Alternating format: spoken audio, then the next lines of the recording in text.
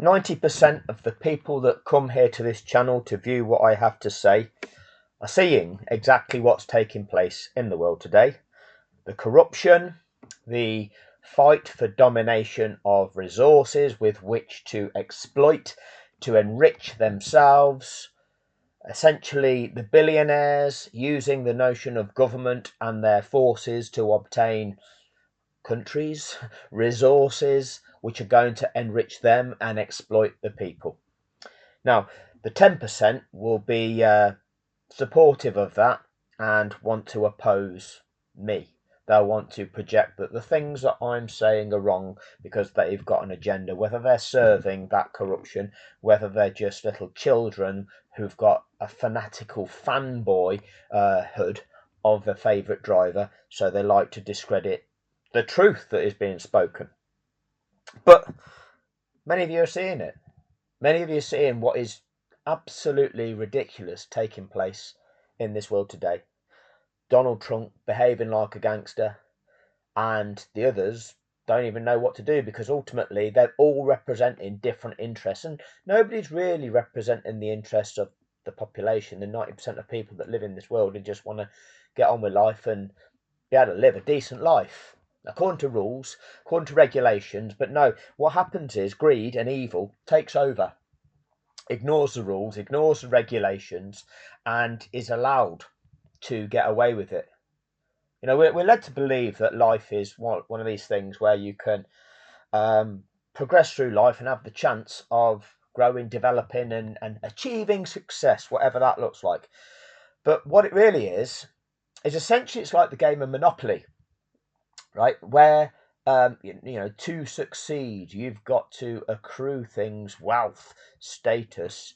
Um, but it's like starting that game of Monopoly when somebody already owns half of the properties on that board. They own Mayfair, they own Park Lane with hotels on them, and they own half of the other properties on the board already. And so everything that you land on, you have to pay them. So already they start with everything that's more than you, and then you have to pay them to make your way around that board. And they're constantly getting richer, and your life is constantly impacted. And it gets to the point where they own everything on the board and you can't afford to pay them. You're enslaved to them. That is the way our life is geared up. But now there were rules and regulations that are supposedly put in place to prevent that dynamic, to prevent the notion of monopolies. But those people that started the game of Monopoly already owning half of the thing, they've perverted things, they've corrupted the rules, they've claimed that they're not the rules. They've got a lawyer to argue for them whether or not they are the rules. And if a judge decides that, no, actually, no, the rules are the rules and you're not allowed to start like that, what they do, they remove that judge and get a new judge. And the new judge finds in the new ruling on appeal that actually, no, it was absolutely fine for that person, those people, to start the game of Monopoly already owning half of the stuff. And they own the mind conditioning media to tell everybody else that's playing, no, that's fine. This is fine. They own the bank. Yeah. So your flow of money. So they own that. That lends to you. So you're in debt, making you have to repay all the time. They own the court system. They own the police that send you to jail. Go directly to jail. Do not pass go. Do not collect your £200. This is the way that the game is rigged. But no, you can elect a leader that's going to represent your interests for your life, and they're the people that actually are fighting on behalf of those ones that already started the game, owning half the properties. So you're seeing videos like now, murderers and dictators on Trump's board of peace. A board of peace for Gaza, where they're perpetrating a genocide. So the other day, I listened to something on Double Down News, and it was some sort of announcement that it had been officially declared that what is taking place in Gaza was a genocide. Funny that, isn't it? You know, none of us realised that 2 years ago. None of us could tell. We had to wait, or however long it's been. We had to wait all this time for somebody to observe it for all that length of time and then officially announce that that's what it is. Because if they don't do that, then it's not that. No.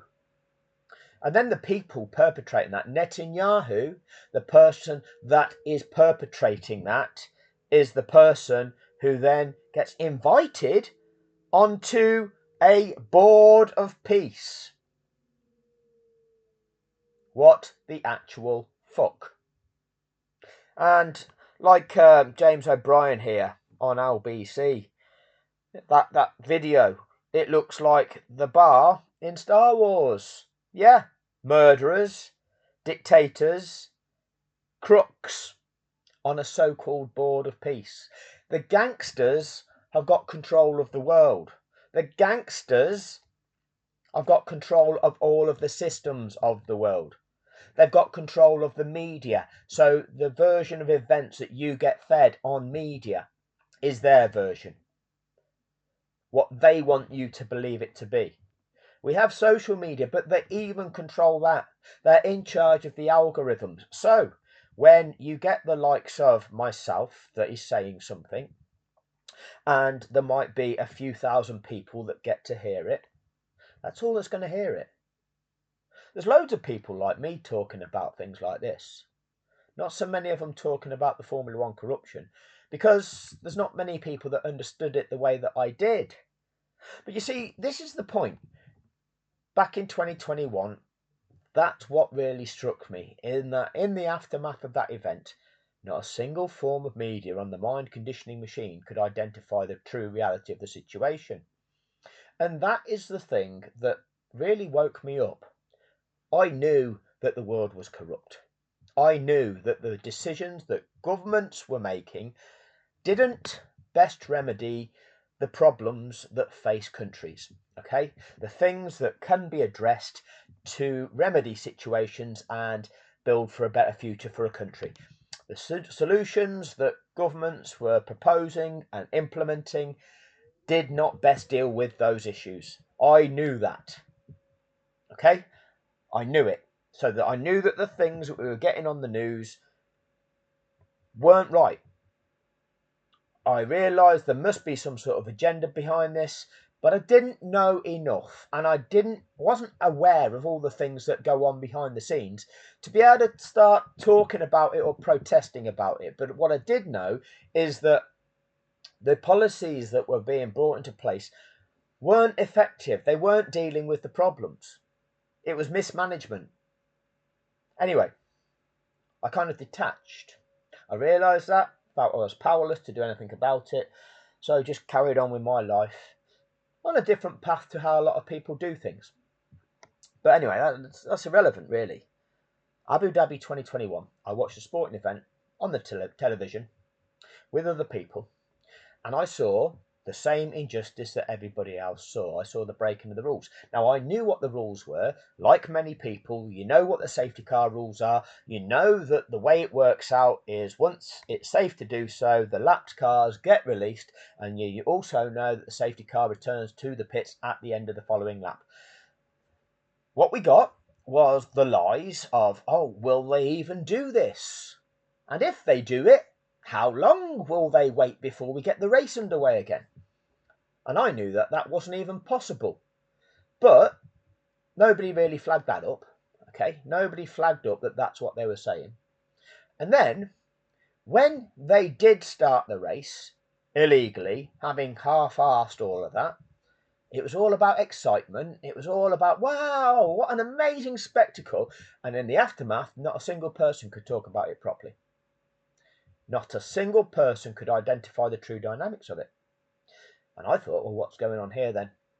Because this is very simple. And why is nobody explaining what the problems really are here? And it's all because there's an agenda. And that's when you start seeing that really all of these media are perpetrating agenda. They are just given a narrative, and that's what you're going to tell the people. We're going to do it. We, the billionaires, are going to do it this way because it is of benefit to us, and that's what you're going to convince the people of. And we own the courts, we own the media, we own the police, essentially.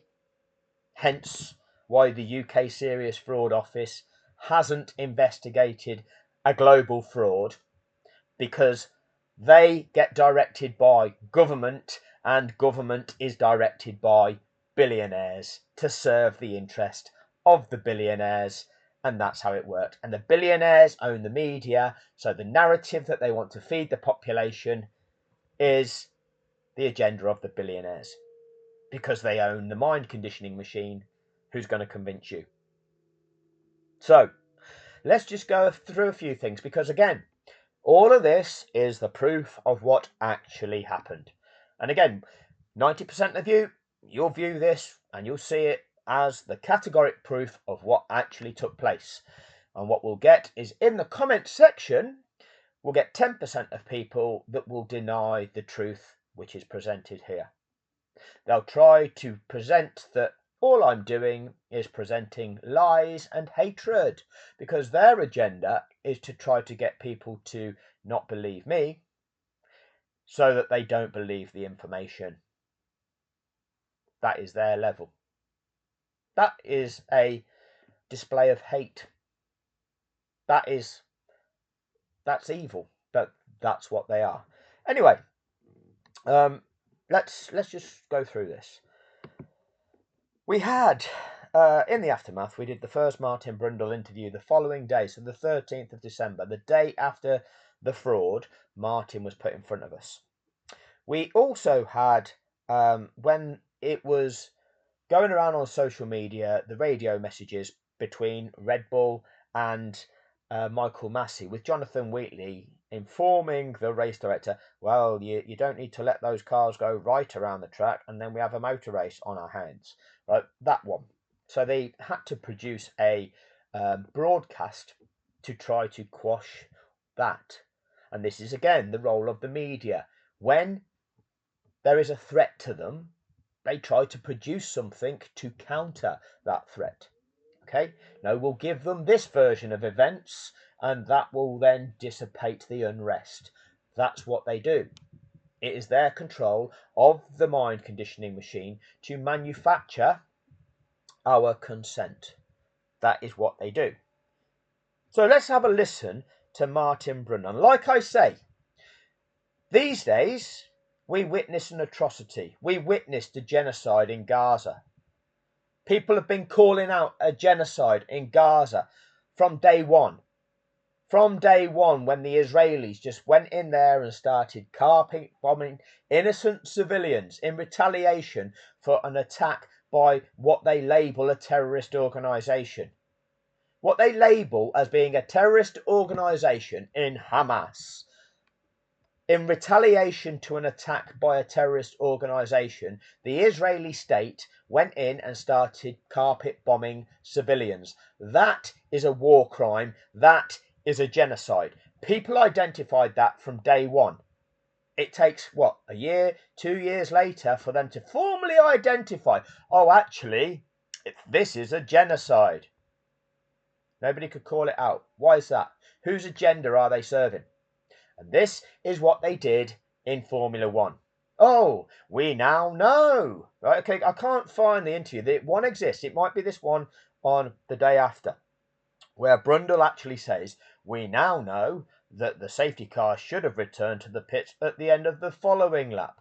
We now know, do we, Martin? Well, you see, what actually happened is that you knew that because you've been commentating on the sport for, at that stage, 28 years. You also know that at the beginning of the 2012 season, they reintroduced that regulation. And since the beginning of the 2012 season, there'd been 199 Grand Prix. I think the Abu Dhabi Grand Prix was the 199th Grand Prix contested under those regulations. And you had commentated on Grand Prix countless times where that safety car procedure had been enacted in exactly that way, whereby the track had been made safe, Lapped cars were released and the safety car returned to the pits at the end of the following lap. You'd commentated on countless of those times whereby the safety car didn't return to the pits at the end of the following lap. It actually remained on track beyond that period of time, affording the time for those released cars to fully catch the back of the pack. Because that's the way it works. When a safety car is deployed to deal with a safety incident, racing gets neutralised, and prior to the resumption of racing, then sporting fairness has to be restored to all competitors. That is the way it works. They are the rules. That is international law. You're pretending, oh, is there international law? Nobody knows. What can happen here, everybody? And this is what the media do. In servitude to agenda. And this is how the corrupt criminals get away with it. By mind raping the population with disinformation to manufacture your consent. And that is exactly what they did. That is exactly what they did. So we'll play through the evidence. This is the evidence. Michael Massey, and here is the evidence of the times that it was done 3 years ago. We can go to this one here. 9th of February 2022, probably longer than 3 years ago then. There you go, 9th of February 2022. This is this video. Michael Massey, Red Bull Audio. 2 months after the Abu Dhabi Grand Prix. Craig, has stated this has been out there since mid-December, but it does sound like Michael Massey is being coerced by Red Bull Racing over team radio. What's your read of that, and how does it in any way change the hue on this particular story about the ending of the 2021 season, Martin? It's not new news, as Craig pointed out, and also I think you have to understand that it's not necessarily telling Michael Massey something he didn't already know. For example, on a wet day in Spa, you don't let the cars go all the way round and catch the pack up the crocodile. See, that's not telling anybody anything, Martin. A wet day in Spa, you don't necessarily let them go all the way around. What are the regulations, Martin? The track is made safe, and then the message is given to the competitors that lapped cars are now going to be allowed to overtake, right? And then, once the last of those lapped cars passes the leader on that safety car, the safety car returns to the pits at the end of the following lap. Now, what's the intention of that rule? Well, the intention of that rule is to give those released cars at least one lap of that track. They also get the remainder of the lap that they're released on. So it's more than one lap of the track, but they are afforded that period of time with which to try and make it around that track and recatch the back of that safety car snake, achieving a line of cars in the correct race order with all of the previously built up advantages wiped out. Now, if they've not managed to achieve that within that one lap that they're afforded, that lap where the other cars are still lapping behind the safety car at the slower speed, the race director has it at his discretion to keep the safety car on track to afford those released cars additional time with which to achieve that condition. You're not informing anybody of that, Martin, are you? You're not informing people that. You're not making people aware of that because you are serving an agenda and you have to keep people ignorant of the truth. Instead, the best you can do...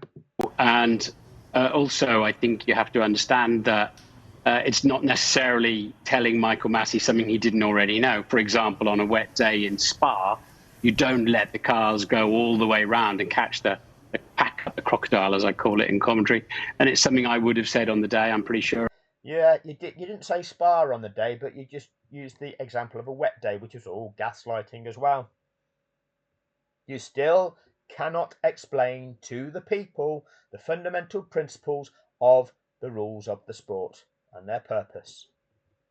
And I've said many times before, you know, it takes too long. It would take too long out of the race if you let them find their way, especially if there's still an incident on the racetrack when you release the lap car.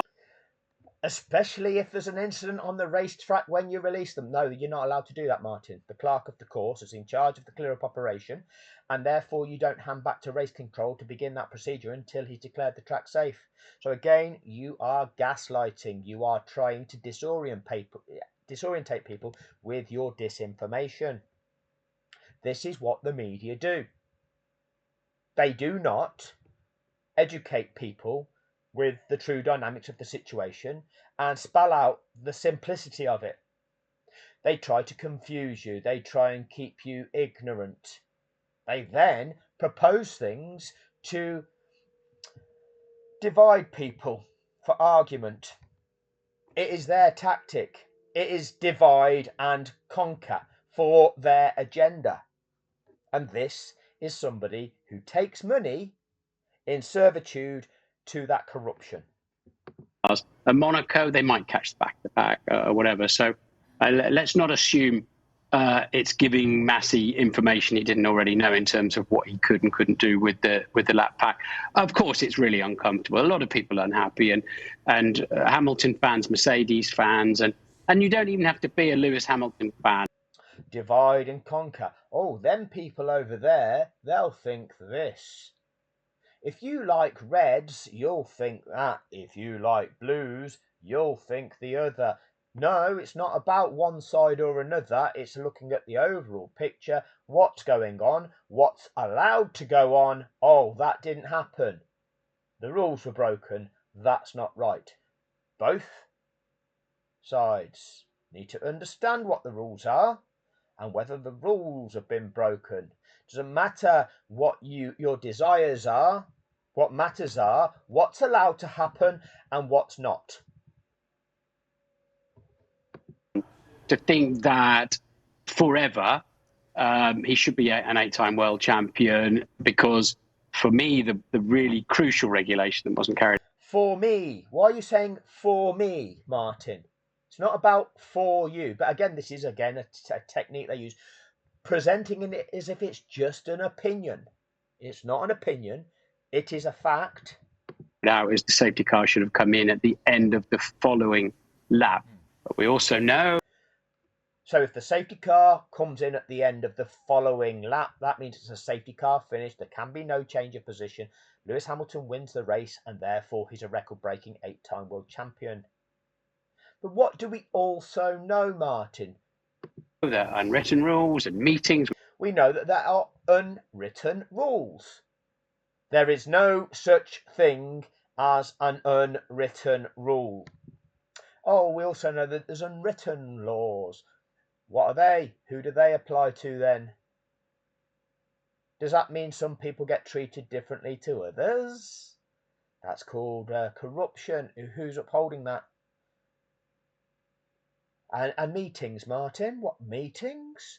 What, the meetings of who? Who is trying to contrive things, to have meetings about things? Are you allowed to contrive outcomes in sport, Martin? Are you validating that, Martin? Which shouldn't supersede anything. Well, let's try not to have a race finishing under the safety car. A huge. Let's try and make sure the race finishes in an exciting manner. That you can't contrive an outcome in a sport. You know, in a game of football, do the teams have a meeting beforehand and go, wouldn't it be great if this game is finished with a goal in stoppage time? No, that would be result manipulation, wouldn't it? Where you're contriving some sort of ending. Is that what football teams have a meeting about before games? Is it, Martin? That you are trying to convince the masses that that's just normal. We know that them sort of meetings take place, says Martin, as if that's normal. Yes, Israel have a right to defend themselves, don't they, Martin? It's a right to defend yourself, isn't it, Martin? Carpet bombing innocent civilians. Acceptable. I've met so many fans that were new to Formula One last year. That you exploited. Exactly. You mind raped them with your lies and you exploited them, Martin. This is the 1 month on show. So Again, you can see the data on that one. Let's play this first before we go. In fact, what should we do? We want to get right into it though, and go back to where we started. We'll get right into it in a minute, Simon Lazenby. This one here, 14th of January, 2022. So 1 month after the fraud, the global fraud. Lewis said it was manipulated. Was it? And Martin, was it manipulated? Was what happened in Abu Dhabi one of the greatest sporting injustices? Injustice, fraud, crime of all time. It was a great shame for Formula One. We had all eyes on us, and then it was clumsy. It was clumsy, says Martin. Who was clumsy, Martin? We'll come to that. Confused people. It confused people. Your job as the commentator, the expert of the sport, is to not confuse people. You're there telling people what it's all about. But it confused people, didn't it, Martin? Set the fans. If you start accusing people of fixing, maybe. If you start, is this a threat, Martin?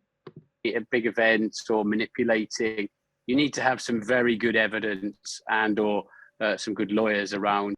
Okay, Martin. The evidence is the fact that Nicholas Latifi's race engineer told him it has to be this lap, on the lap that he crashed.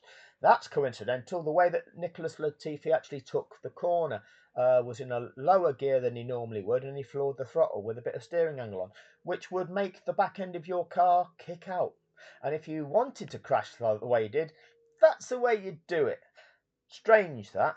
And then the script came in, didn't it, Martin? Oh, there's bound to be a couple of laps remaining, racing laps. There's bound to be. Well, the average number of laps lost in such an event due to such an incident is 5.5. There were only 5.4 laps remaining when he crashed, which would indicate the likelihood it would be a safety car finish. But straight away you said there's bound to be a couple, Martin. Then, when Nicholas Latifi's car was clearly taking longer than anticipated to clear, you introduced the narrative, because it set on fire. You introduced the narrative, will they let the lap runners through? I'm not sure it's mandatory, but that's normally on a wet day where they don't. And if they do, how long will they wait? Then, Martin, so we had you and Crofty lying about the rules and regulations of the sport, evidenced. We had F1 TV contriving narrative, not showing us what was really going on, instead picking and choosing things to disorientate us, to keep us guessing, because we couldn't see for ourselves, interjecting with radio communications to make out that what was taking place was actually thwarting Red Bull, and Red Bull were being the victims of the situation. A construct by F1 TV. Nobody was able to call out the injustice real time. Nobody was able to call out the rules being broken real time. Then we had a steward's appeal, which was entirely corrupt. Nobody was able to talk about that. Despite the fact that the rules were broken, and it became acknowledged that the rules were broken, the governing body decided, oh, there's nothing that we can do about this. The governing body of the sport, knowing that the rules were broken, everything that took place was corrupt. The steward's appeal was corrupt, and therefore they had to intervene to actually do the right thing, which they can do and they have the power to do, or they didn't as well. And then the media made multiple presentations to validate what was taking place without ever explaining the rules to people. Well, that's sufficient. And every other form of media was complicit with that, because you've never heard the truth of the situation from anybody. You've never heard the true implications. You've never heard the true explanation of those safety car regulations. I don't think it was. I don't think there was time in the chaos that was the last few laps of that race to sit down and think about, who do I want to win this race? I think gaslighting, diverting your attention. It was an avalanche of information. avalanche of bullshit that you were feeding everybody as part of your role in the fraud. And requests and decisions coming from race control, and mistakes were made. I think we ended up with a hybrid fast track version of the regulations with a cloak over it. You've never had an explanation given to a refereeing decision in a sport as a hybrid fast track version of the rules or regulations, have you? You've never seen somebody explain a football refereeing decision as a hybrid fast track version of the rules of football, have you? No, but Martin thinks that that is the way to describe what took place at Abu Dhabi. Of information and requests and decisions coming from race control, and mistakes were made. I think we ended up with a hybrid fast track version of the regulations with a cloak over it of we've kind of agreed we don't really want races to finish under the same. And you can go and watch this back and look at Damon Hill's face and Johnny Herbert's face. Some of them, they've got a reflex reaction to bullshit.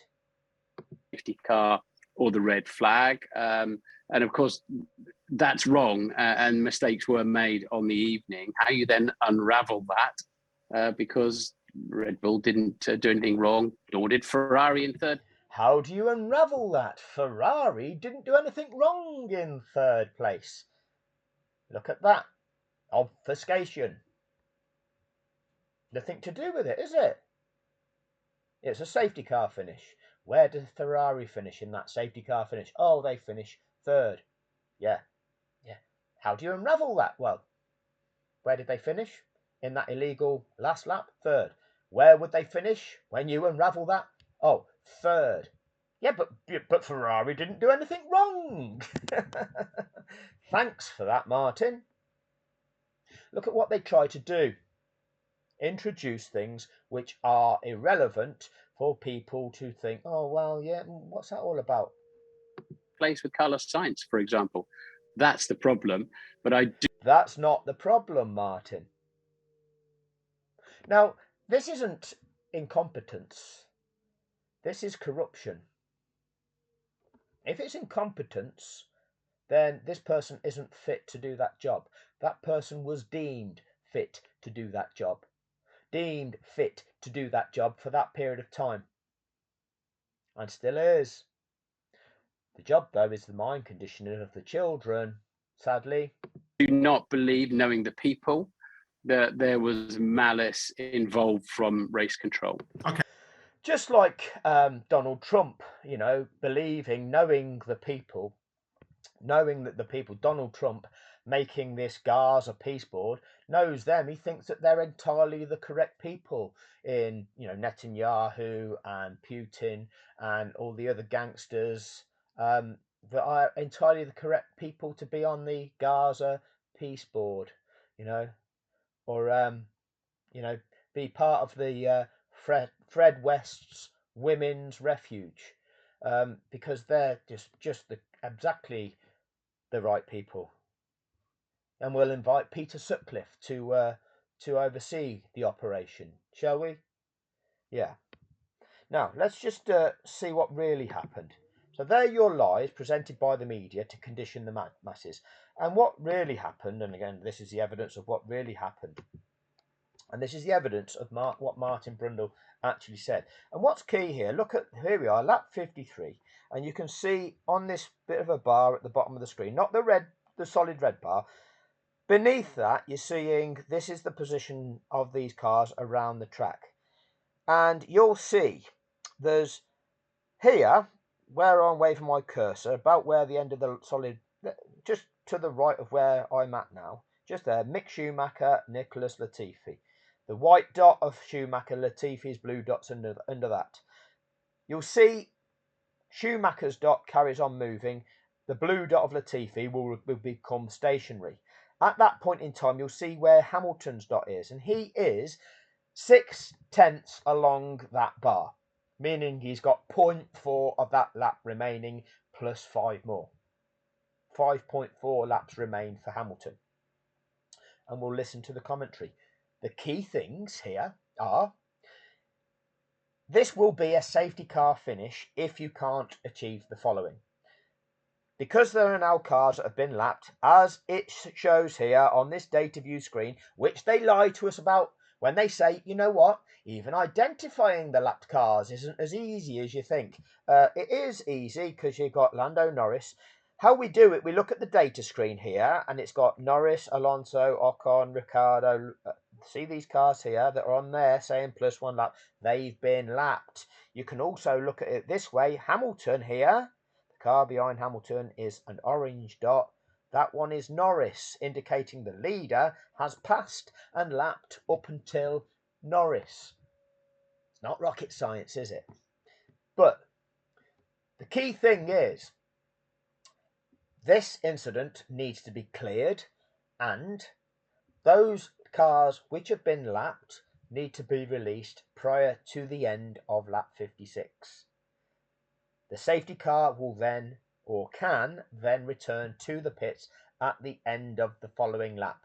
The race director's discretion is that he can keep that safety car on the track if he feels that sporting fairness has not been restored. However, the minimum requirement is the safety car will return to the pits at the end of the following lap, which means it returns to the pits at the end of lap 57, and that is the only way that lap 58 can be a contested lap.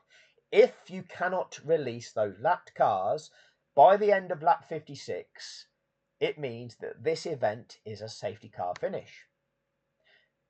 Let's hear how they describe that, and the key here is we're on lap 53 now. They've got until the end of lap 56 to release these cars. They've got until the end of lap 56 to release them, and for the last of those cars to have passed the leader prior to the start of lap 57. That's what has to happen. It is as simple as that. Let's have a listen, and let's have a look as the time elapses. You've got the time gaps here. If I just highlight the time gaps as well, showing you the impact. You've got Verstappen 11.9 seconds behind Hamilton, but you've got Norris 11.2 seconds behind the car he's chasing, which is Gasly. Now the deployment of that safety car is going to allow Gasly to disappear off around the track, whereas Norris is held back behind Hamilton. That has to be reset prior to the resumption of racing, resetting Norris's position behind Gasly. And likewise, that same dynamic applies to all of those competitors in that race. So let's play it through. Well, that feels like a long time ago, doesn't it? But yes, Mercedes had an awful pre-season test, didn't they? We thought they would be in terrible trouble come the first race. Oh no! Nicholas Latifi has crashed, and I think that is at turn 14, where we saw Kimi Raikkonen crash in practice. It is at turn 14, and yes, that will be a safety car, because marshals are going to need to recover that Williams and to work on it, and this now completely changes the context of this race if they can clear the Williams in time and we can have a couple of laps racing. Couple of laps racing.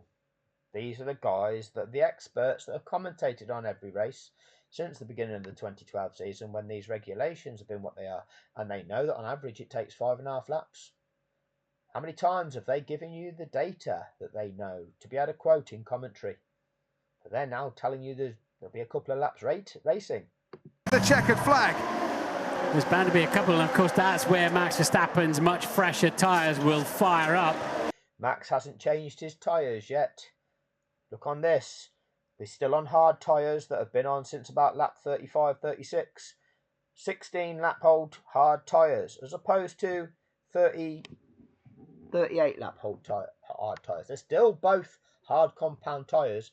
One set of hard compound tyres isn't going to fire up differently to another set of hard compound tyres. It's still the same chemical substance. There might be more of it on one of the tyres, but it's still chemically the same. And give him the confidence on any kind of restart. It depends how... On any kind of restart. Look at the language used. There will be, I'm pretty sure, on lap 52, obviously, because... Well, we're on 54 now, Martin. You can see Lewis Hamilton across the start-finish line, which is this end of the bar. He's there. Lap 54, says it there. Because of the slow pace with 5 to go, that they'll probably have a lap or two, as long as they get if they get a vehicle on there and get that out of the way. And coming into the pits, Max Verstappen. Hamilton stays out. Verstappen coming into the pits, and I would imagine there's a set of soft tyres waiting for him to go onto that Red Bull car. Yes, it is. Chosen message by F1 TV, diverting the audience's attention. Box. Negative. Right, so if there is a restart, Verstappen now has fresh soft tyres. Lewis has heavily used hard compound tyres. They will let any lapped runners through. They will let any lapped runners through. Funny that, isn't it? We had an argument afterwards. Any doesn't mean all. Why are you using the word any, Martin? The regulations state that. It's because any that qualified, they all qualified. Funny that you don't usually use that word, Martin. Sounds like it's a contrivance that you use that word, Martin. On the safety car restart, and they will let any through on the safety car restart. That doesn't explain the procedure, does it, Martin? Is it this chaos, this avalanche of information that there was a lot of viewers that were confused? They will let any through on the safety car restart is the only thing that the experts can tell us. Will presumably end up, well, they had nothing to lose. Once again, Red Bull had nothing to lose here. They have But Red Bull had nothing to lose. That won't be the first time you hear that Red Bull had nothing to lose. But Ferrari didn't do anything wrong in third. How do you unravel that, everybody? Nothing to lose. Hamilton is a long way clear as Perez also pits, as we can see, and there's quite a few coming into the pits. He's a long way clear. That's irrelevant because we know that these gaps all get wiped out. Hamilton's a long way clear. So why would you say that? It's irrelevant. Hamilton's a long way clear on the track, but I rather get the feeling by the time he comes around to the main straight, he's not going to be able to pit and stay ahead of Max Verstappen. That chance wasn't there or has gone by for Mercedes. Verstappen tucked up behind Sebastian Vettel in the Aston Martin there. But he won't be on the restart. But he won't be on the restart. Absolutely right. But you're reinforcing that there's going to be a restart. Wow. So look, we're on lap 50. You don't say he won't be if this manages to get restarted. Won't be on the restart. 54 of 58 here. They've got to clear that debris away, and the fire extinguishers have obviously gone off because the brakes, I'm sure, were getting very, very hot. But so we've now seen the fire extinguisher go off. That will then dictate that this is taking longer. Whoa, that causes a problem.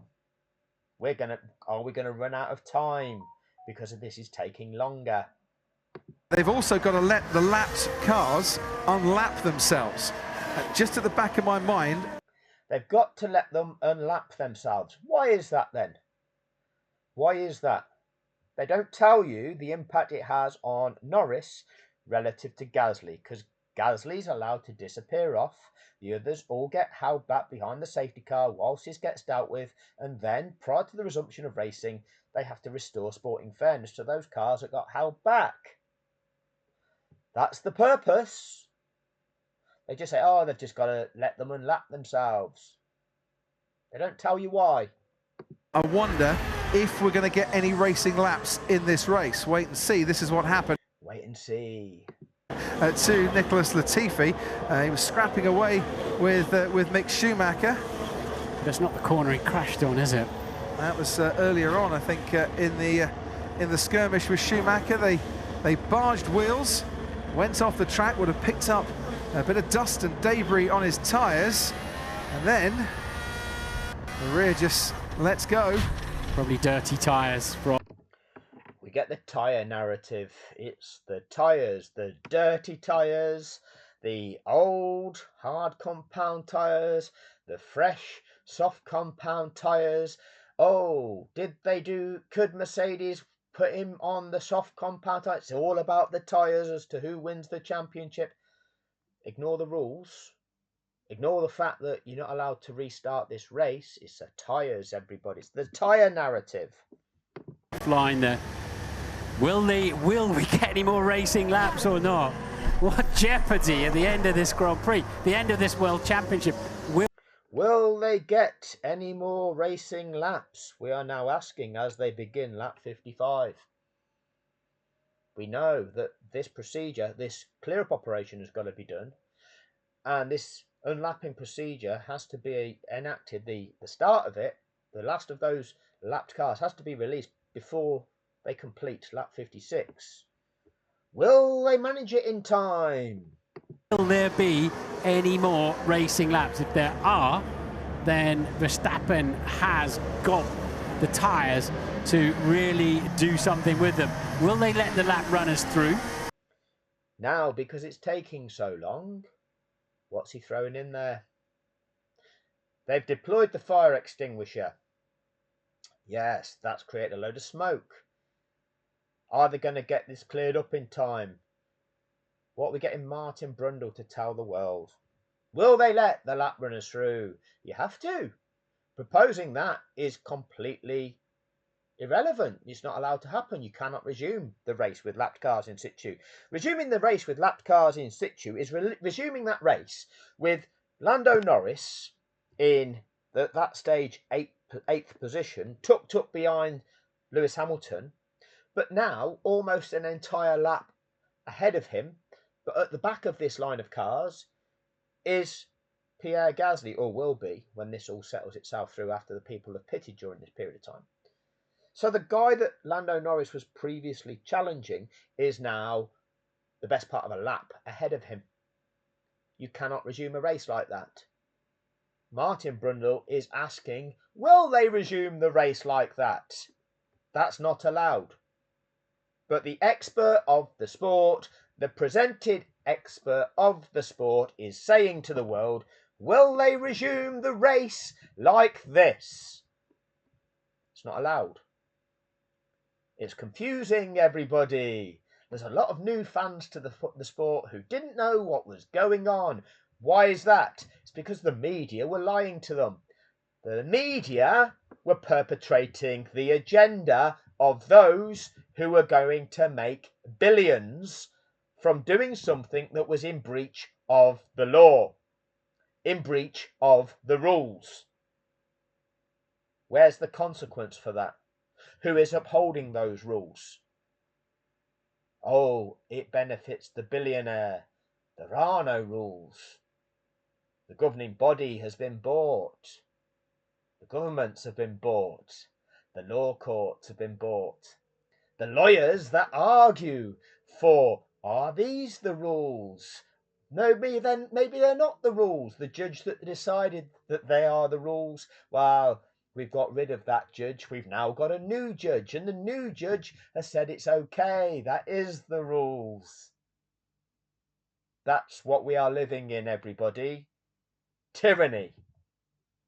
Tyranny. But some people like that because they like Max Verstappen. Well, they always do let the lap runners through, and in between Hamilton and Verstappen, Norris, Alonso, Ocon, Leclerc and Vettel. They always do let them through, says Crofty, but does he explain why? And all he focuses on is the ones that are in between Lewis Hamilton and Max Verstappen. They always do, and there's 5. Ignores 3. And they only use the term let them through. It's not about letting them through, it's about restoring sporting fairness to all competitors. But how do they convey that? There's confusion. Nobody knows why they even bother doing this. Does nobody know why they bother doing? Oh, it's just one of them random things that they do. They just do it. Why would that be then? Oh, nobody knows. We won't tell you. We won't tell you. And if you don't know, if you're ignorant, we can get away with corruption. Don't you worry your little heads, it's fine. Yes, but if they do that, it extends the safety car period. That's a lie. It's not about an extension, okay? It's just about the situation gets dealt with like this. That safety car period is however long that takes to happen. It's not an extension. But that's what they always do, take the lap runners out of the way so they're not interfering in play. Not the purpose in any way, shape or form. It's nothing about interference in play. It's about restoring sporting fairness to all competitors. As we're seeing here, Lando Norris tucked up behind Lewis Hamilton here. The car that Lando Norris was previously only 11.2 seconds behind, disappearing off that around that track and will ultimately end up at the back of this snake of cars. You cannot allow the interference in a race, somebody crashing and having to deal with that safety concern by the deployment of that safety car to impact the different competitors in such different ways. That's why the regulations are what they are. The experts of the sport, they're lying to you in the same way that Piers Morgan will tell you Israel has a right to defend itself by responding to a terrorist attack by carpet bombing civilians. It has a right to defend itself. That's what they always do. The media, mind conditioning machine. Mind condition you for an agenda. Because that agenda is the agenda of wealth that owns the media, that wants to manufacture your consent to what they are perpetrating so that they benefit. What's the situation behind me? So the situation is Verstappen has pitted. He had a free pit stop. We would have lost track position to him. 4 laps remaining when you cross the line. So this field has... But they prey on your hatred, okay? They preyed on your hatred of the black man. Yeah, so, yeah, he deserved it. I like him. I don't like him. He's my favourite. I don't like them. I don't like them of that skin colour. I don't like them of that religion. I don't like them of that nationality, so they deserve that. They prey on that division, that hate. Because it enables them to get away with their corrupt agenda. So they divide people.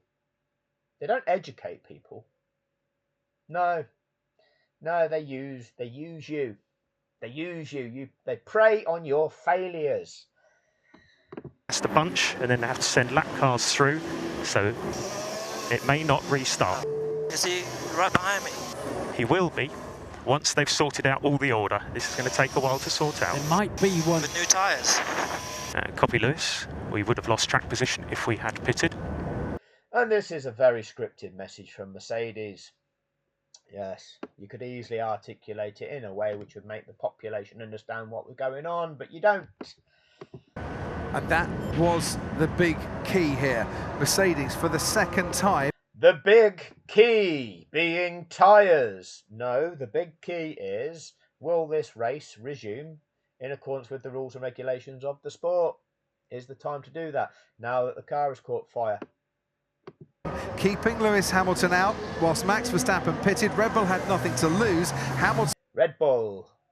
Remember that. They had nothing to lose. Red Bull had nothing to lose. Keep remembering that. They've got nothing to lose. They've got nothing to lose. This is just whether it's lucky or not. They've got nothing to lose. Potentially losing track position, and in this case, if we don't go racing again because you can't overtake under the safety car, he would have lost the World Championship. Yes, if he'd have done something that he didn't do, and then we don't go racing again, he'd have lost it. But he didn't do any of that, so you can reverse all of that. But you did get in the line, he'd have lost the World Championship, didn't you? Is there a vehicle pulling the Williams out of the way or not yet? Confusion. There's confusion. A lot of the audience were confused. Martin is confused. You're at a booth, a commentary booth, with various cameras available at your disposal. Now, if I was commentating on a sport, I would demand that I had access to the things that I needed to see so that I could talk to the world about what it was that I was speaking to them about. Funny that, but Martin doesn't know. Martin doesn't know. Can't see it at the moment. Ted, down to you. Yeah, have a load of other people pitting. Yuki Tsunoda, Pierre Gasly, Daniel Ricciardo. We've had Lance Stroll as well into the pits. I'll give you those orders as they shake out. But yeah, it was just bad luck. I mean, you saw the Mercedes mechanics just hanging around outside the pits looking at whether they had the order to come in. But Hamilton was so close to the pit entrance that it does seem that the engineer's right there. Whatever they would have done, they would have lost track position. The safety car's not going full gas down the straight. Copy, Lewis, understood. His tyres are cooling. He needs more pace, more heat into those tyres. The tyres are cooling. This is awful. Awful for Lewis then with. This is awful. The tyres. This is awful. You know, it's strange, isn't it, that during any Grand Prix they have a pit stop, right? It's a requirement. You've got to change your tyres in any Grand Prix. And then when you put them tyres on, they've been in blankets, but they're not up to race temperature. All right, is that awful for them? This is awful going into the pits with those them tyres now that are not up to temperature. Is that ever described as being awful, or is it always an advantage to be on newer tyres?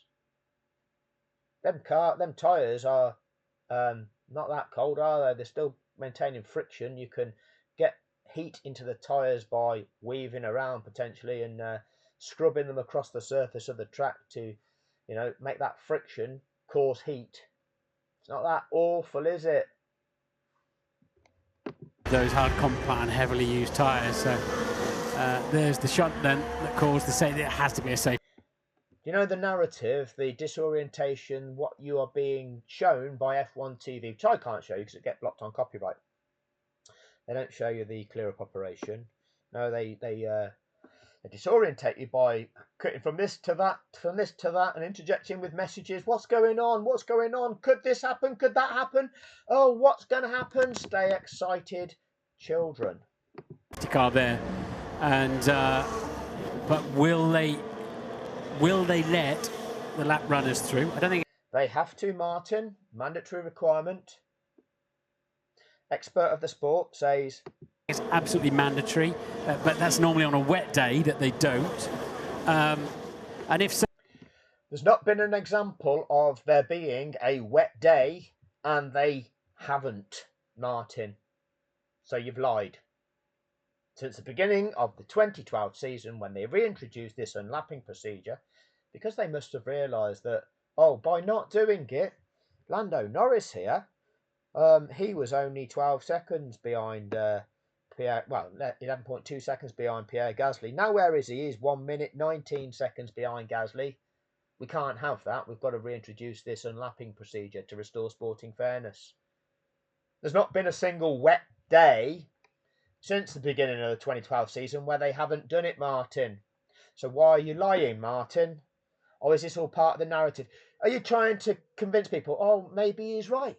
Maybe on a wet day they don't do this, which, well, why would that be? And can they do it when it's not a wet day? What's the difference? Well, I suppose if it's an option, they might. See, this is what you're trying to do. You're trying to twist it in people's minds that it might be possible to break the rules. So how long will they wait for those lap cars to get out of the way? If they wait for them to... How long will they wait to get out of the way? That's not the purpose. And you know that the mandatory requirement is that they are released and then they get the remainder of the lap that they're released on, plus at least the following lap, because the safety car will return to the pits at the end of the following lap. Unless the race director chooses to keep that safety car on track for longer to enable them to fully catch the back of the pack. So you know it's a minimum of a lap and a bit. And yet you're asking, will they do it? And if they do it, at what point will they withdraw the safety car? Catch the pack up, which they don't have to do, no. Then I don't think we'll get a racing lap. If they let them through, we could get one racing lap. If they let them through, we could get one racing lap, which is accurate at this stage. We've just begun lap 56. If they let them through, But you don't say it has to be on this lap, do you? This is the lap. Quite clearly, lap 56 is the lap where these lapped cars, which are listed here, okay, Norris down to Mick Schumacher, 1, 2, 3, 4, 5, 6, 7, 8 cars, all with one lap down there. They have to be released this lap. And once the last of them has passed the leader in the safety car can return to the pits at the end of the following lap, which is the end of lap 57, and that's the only way lap 58 can be a racing lap. This is the crucial lap. So let's hear what they have to say about that. Let's go back for 10 seconds and we'll start this through. And you'll see on this bar at the bottom, you'll see these cars emerge onto that bar, meaning they're beginning lap 56. So you'll see it just now. Catch the pack up, which they don't have to do, no. Then I don't think we'll get a racing lap. If they let them through, we could get one racing lap. 3 laps to go. Nicholas Latifi is seemingly okay after 3 laps to go, which means this lap, the first of the 3, lapped cars have to be released. The following lap, lap 57, is the lap afforded to those with which to catch the back of the pack. That one where the safety car will return to the end of the pits. That lap, meaning the third of those 3 can be raced if those 3 things happen like that. Released on lap 56, safety car lap 57, racing lap 58. That's the only way it can be. That contact with the barriers. Let's talk about Nicholas Latifi there. We're diverting your attention about Nicholas Latifi. About 90 miles an hour, but he would have taken a whack, and it's good to see that he's okay.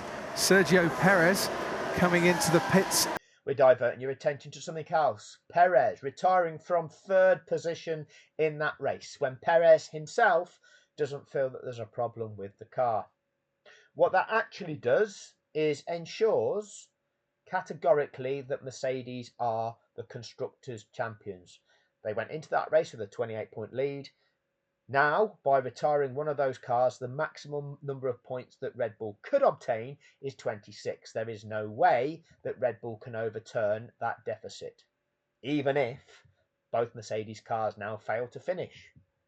So the retirement of Perez guarantees the $177 million prize to Mercedes. Again, so Max, I think they're retiring the car here. Is that Max? Disorientate you again. Perez into the pits for the 4th time. I didn't understand why, but I think they are retiring the car, and yes, they're not going to be working on it, and that is the end of Sergio Perez's Abu Dhabi Grand Prix. Checo, we need to retire the car. We need to retire the car. Box. And for the really? Yeah, box. And lapped cars will not be allowed to overtake. Lap cars are not allowed to overtake. There's a real that's not something that would ever get mentioned. Doesn't say that. It's not allowed, and even at the Grand Prix whereby these safety car periods happen and they last a number of laps, you don't get that announcement. And there's a reason you don't get that announcement, because it's not an announcement. All that happens is when you're dealing with a safety incident, that you deploy the safety car, and those cars lap behind that safety car until such times that that incident is cleared, and then the clerk of the course radios back once it is, and then race control will carry out that procedure of unlapping if there is time to do so, and the race can get resumed. If there's not, it ends behind the safety car. Very simple. You'll watch the Italian Grand Prix of 2022, and that's what you'll see. Safety car finish. But what are we getting here? There's confusion, everybody. Why is there confusion? Martin will lie to you. Not mandatory in the regulation. It's not mandatory in the regulation, says Martin, when it absolutely is. Which leaves Verstappen with a lot. It's confusing. Martin's telling you that it's not mandatory in the regulations, when it absolutely is. Of work to do then. But that leaves Max Verstappen with a lot of work to do. Oh, poor Red Bull. It leaves him with a lot of work to do. Red Bull had nothing to lose. Now Max has got a lot of work to do. Does that now leave Lando Norris with a lot of work to do relative to Pierre Gasly? Oh, that's not allowed. Mercedes will be Constructors' champions at the end of this race, as it stands at the moment, assuming that Hamilton and Bottas finish this race. The Drivers' Championship, though, is very much up for grabs. The lapped cars won't be allowed to overtake, which means... You're not allowed to resume the race. You can't have it. I mean, Verstappen was almost 12 seconds behind Hamilton. Now he's 6.7 seconds behind Hamilton. Norris was 11.2 seconds behind Gasly. Now he's 2 minutes 17 seconds. You can't have that just because the race has had to be neutralised to deal with a crashed car. Which means... oh, there's confusion. The experts of the sport don't know what the procedures of the sport are. That there are plenty of cars in between Hamilton and Verstappen for Verstappen to fight his way. Poor Red Bull, who had nothing to lose. Through Norris, Alonso, and also Ocon and Leclerc and Sebastian Vettel. None of which are for position, of course. No. They're obliged. Yes, none of these cars, Norris, Alonso, Ocon, Leclerc and Vettel, are for position, of course. You know, they're not for positions 8th, 9th, 10th and 11th. And 8th doesn't want to catch Pierre Gasly, who was previously trying to catch. None of them are for positions, says the expert. Get out of the way, but Lewis will be long down the road.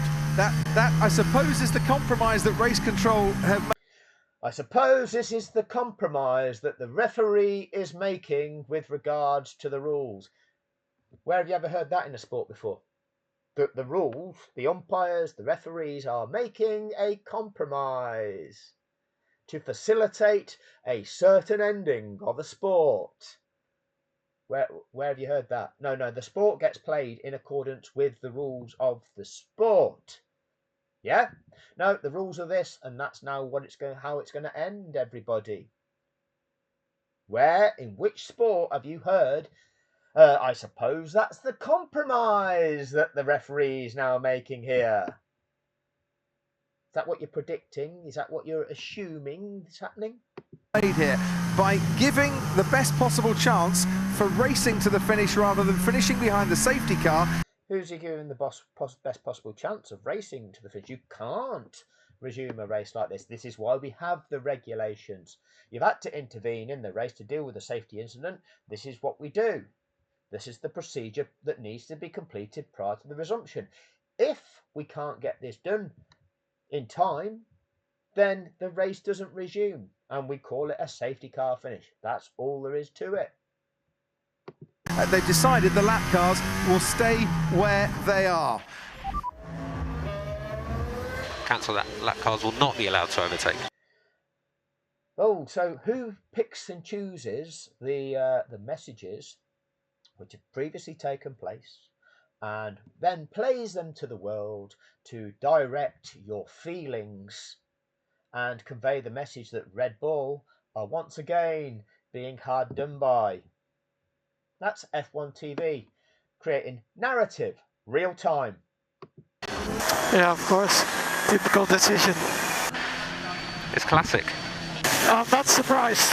Poor Red Bull is what F1 TV want you, the watching audience, to believe. Well, I'll try and look at this objectively. We should get one lap of racing here. Israel have a right to defend themselves by carpet bombing a civilian population. If we allowed the lap cars to overtake, we'd have no laps of racing to the checkered flag. So what do Red Bull want? I'll be objective here. No, you're not. These aren't the rules of the sport. What do Red Bull want? And Max Verstappen and Gianpiero Lambiase as race engineer, do they want? If we allowed the... I'm not surprised. Well, I'll try and look at this objectively. We should get one lap of racing here. Nope. No, you're nearing the end of lap 56. And what's happening is, well, we'll have a look, shall we? We'd have no... Oh, we're praying to the racing gods. Laps of racing to the checkered flag. So there's the prayer to the racing gods. So what do Red Bull want? We heard about that prayer 10 laps previously, like to the end of the race. We've got the marshals on the edge of the track there, departing the track, still having just cleared it up. And they haven't released the lap cars yet, and we're near the end of the lap. The last of them will not be, well, firstly, the clerk of the course can't declare the course safe because there's still marshals on the track. It will take time, and then he'll have to radio race control, and then race control will have to notify all the competitors that we're now going to carry out this procedure. And by such times, we're on lap 57. So what do Red Bull want, everybody? What do Red Bull want is what Objective Crofty is asking the question.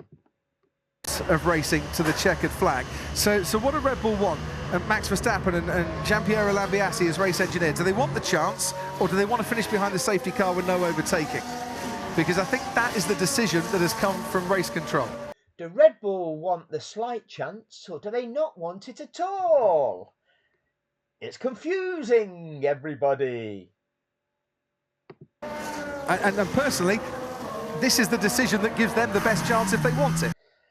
What chance do Mercedes want, everybody? Oh, we didn't come at it from that angle, did we? What do Red Bull want? Do Red Bull want this half a chance where, oh, that leaves Max with a lot to do? Typical decision. I'm not surprised. None of which is typical because it's not allowed to happen. But that's, again, it's all confusing, everybody. That's what they play you to confuse you. Yeah. Now, what do Mercedes want? Oh, just the rules being applied here. Or do Mercedes want that? Because they know the show's going to make them billions. The spectacle's going to excite the kiddies. They're going to get the 177 million from this season anyway, but then in the forthcoming seasons, with the extra audience, the extra kiddies you've attracted, that's going to increase the value of the Mercedes team up to, what is it now, 4.6 billion for Toto's third share in that increased value machine there. Even though they've won nothing. It's incredible that they've won nothing since 2021, but the value of their team has increased exponentially. Crazy. Yeah, I mean the regulation, as I said, they may lies. You see, we're on lap 57 now. Allow the lap cars through. It's not mandatory, to point it out, but as you point out, Crofty, there'd be no racing laps if they let the lap cars through. It's absolutely mandatory, and here we are now. Gasly now at the back of this safety car snake. Norris is now 1 minute 50 seconds behind Gasly, the car that he should be challenging for position. These cars here, look at this. Gasly, 1.5 seconds behind Tsunoda, who's 1.5 seconds behind Bottas, who's 1 second behind Sainz. This is what happens when racing gets neutralised. All the previously built-up advantages get wiped out. And once you've performed this unlapping procedure, mandatory, then they get wiped out between all competitors, meaning that Verstappen, currently 6.8 seconds because them lap cars are in the way, he'll close up right to the back of Hamilton. But if he's allowed to do that, then Norris has got to be allowed to do it as well. And all of these cars that are held back all get the chance of being right behind the guy that they are directly behind in that race. That's the way it works. Because I think the safety car will come in at the end of this lap, and there will be one racing lap. Not allowed to happen. We're on lap 57. They've not released the lapped cars. Even if you release them on this lap, then, well, firstly, you cannot go racing like this.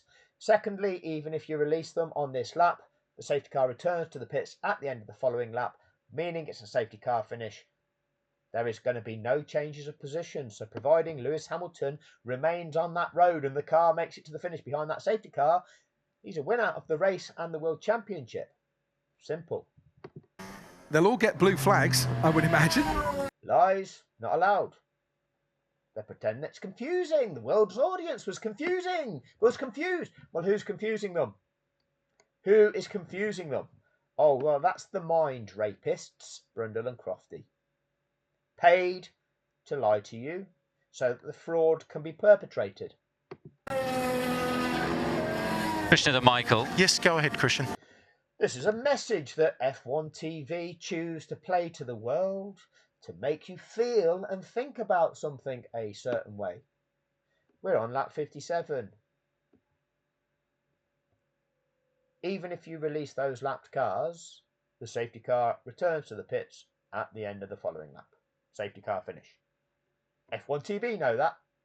They choose this message to play to the worldwide audience, to confuse the worldwide audience, to sow a seed in their brain. Yeah, why aren't we getting these lap cars out of the way? Just give me, because Christian, just give me a second. Okay, my big one is to get this incident clear. You only need one racing lap.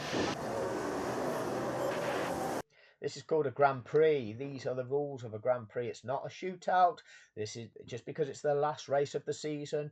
Different rules don't apply. This is all a construct. Well, I assume Christian's talking about then, you know, getting the lap cars out of the way, not clearing the incidents away.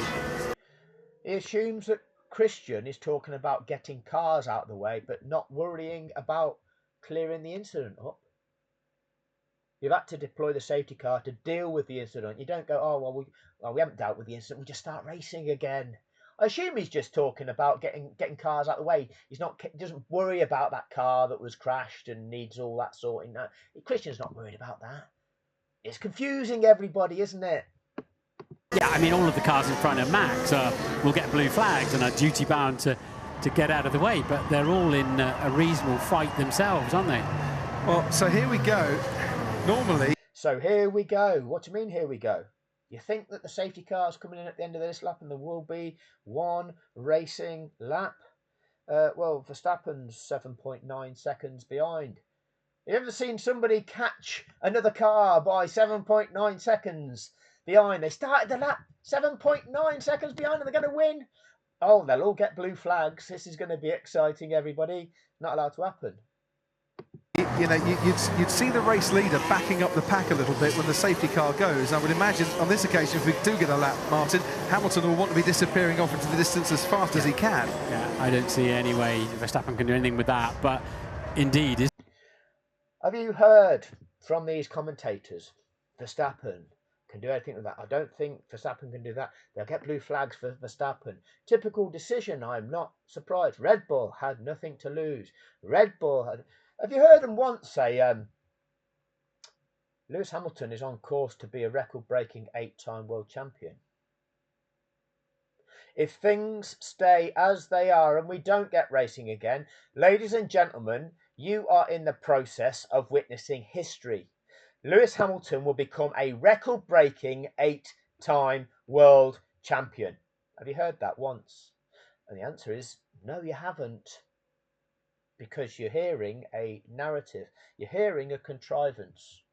You're hearing a billionaire-controlled media perpetrate a fraud to benefit the billionaires. We were all defrauded. We're all subjected to a rape of the mind by the media, who are a key part, a key cog in the wheel of perpetrating this. The safety car coming in this lap, we think it could do. Is there any more debris to clear up? But we're halfway round already. Race control are now saying, we think the safety car could do, should do. Well, you've not completed the procedure. It hasn't even been started yet. And you're saying it should come in. You can't resume like this. Look at Norris now, 2 minutes, 3 seconds behind Gasly. You can't resume like that. They don't tell you that. Because they're lying. Because they've got an agenda to push. And they tell you in the interviews afterward, it was all confusing, everything happened so quickly. None of us knew. Yeah, I don't think anybody was trying to decide who they wanted to win. Funny that. Nobody told us what Mercedes wanted. Nobody told us that, with it being a safety car finish, you're going to watch history and you're going to see Lewis Hamilton become a record-breaking 8-time world champion. No, it was all about Red Bull had nothing to lose. Yeah, this is awful for Lewis, but Max, they've got nothing to lose. What do they want? What do Red Bull want? Do they want the chance or not? It's confusing, isn't it? It's confusing. lapped cars to overtake the safety car. So Norris and Alonso and Ocon and Leclerc and Vettel. And it's ending, and it's ending. Wow! Wow! Right, okay, so straight away there's the fake surprise from Martin Brundle, who at the beginning of this lap said he thinks that the safety car is going to come in at the end of this lap and there'll be one racing lap. And when the safety car is withdrawn, oh, it's ending, wow, it's being withdrawn, wow! And immediately you're going to hear Toto Wolff, who was queued up, with his reaction. Now, isn't it amazing the way that they can have this already figured out as to who they're going to cut to with their emotional reaction to a refereeing decision? It's ending, and it's ending. Wow, Mike.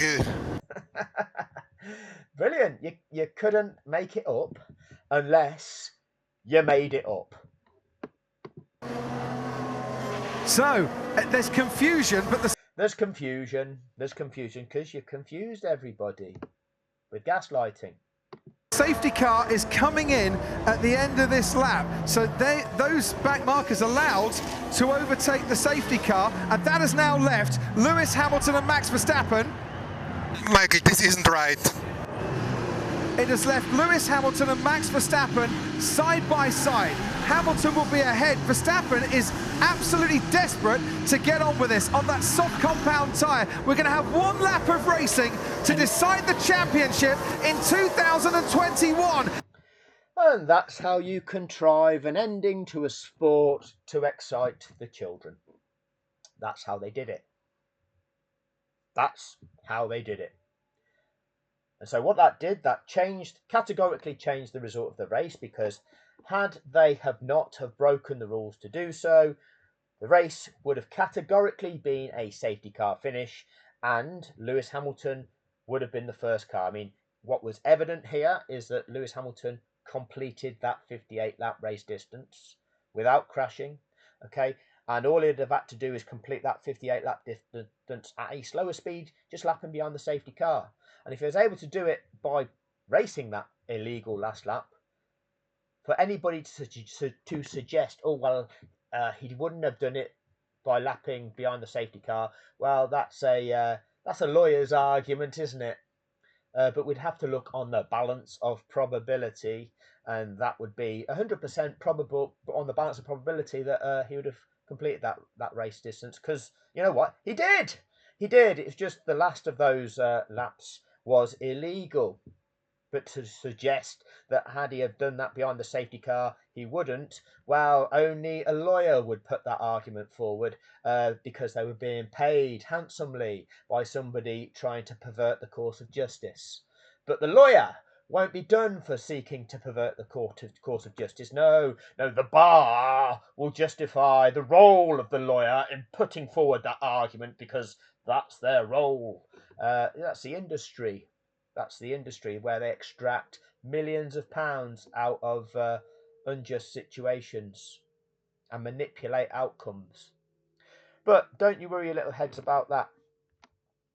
So, the dynamics. This is what is happening to us all of the time, to perpetrate corrupt agendas of those who are ultimately controlling societies. It's Mafia Ran. It's the interests of the billionaires that contrive things in this world. They control governments through their level of influence. They get governments to break the rules, to perpetrate the agendas which are going to benefit the billionaires. They control the media to mind condition everybody to believe things to be a certain way. And they control the courts of law to even argue what the law actually is. And the law can be argued so that the perpetrators are not held accountable. And for you to seek to hold them accountable, oh, that's going to cost you millions and will take years to resolve. Well, I'll try and wear you down and run you out of money so that absolves them of consequence. Is that the way of determining justice? Is that an effective way of resolving issues and problems? No. Who developed that construct? oh, the law and the court system was the development of who? Oh, the tyrants who want a system that actually is a facade that still protects their position. Yeah, sadly, that's what we're up against. Absolute tyranny, which is what we're living in. So, what I would like you to do, I'd like you to share this to people that aren't aware. I know it's long, and there's a lot of people that will not engage with it. They're not interested in the sport of Formula One, but it might wake them up to the dynamics of exactly what we're seeing now that's taking place in the world that's so corrupt. I would also like you to use your skills to articulate this in a better way, a shorter format, a way of waking people up. If you don't want to talk about Formula One, talk about it, use the same dynamics as this, as to what you're seeing today in the corrupt things that are happening in this world. It's the same. This is why it's so important. This is far, far bigger than Formula One. That was a global sporting fraud that was contrived using them mechanics. And they're the same mechanics that they are using to defraud the entire world for their corrupt agendas to this day. Wake up. Wake up. Because the people are going to have to take action to stand up. Otherwise, we're going to just be the exploited ones for eternity. They'll be in a position of power and control. They will not abide to the laws, just like they're not abiding to law now. They are not going to be held accountable. They own the courts. They make the laws for themselves. If they act in breach of law, they'll pretend that, oh, we'll change the law. So, oh, we weren't in breach of it. We're allowed to do that. We're more powerful than them. We've got more weapons than them. That's fine. You can't do anything. That's the way that gangsters work. They buy the judges. They buy the police forces. They corrupt people. They dominate others to take for control, to exploit. This is what's happening in the world. So, thank you for your time. That will do on this video. And never forget. Cheers.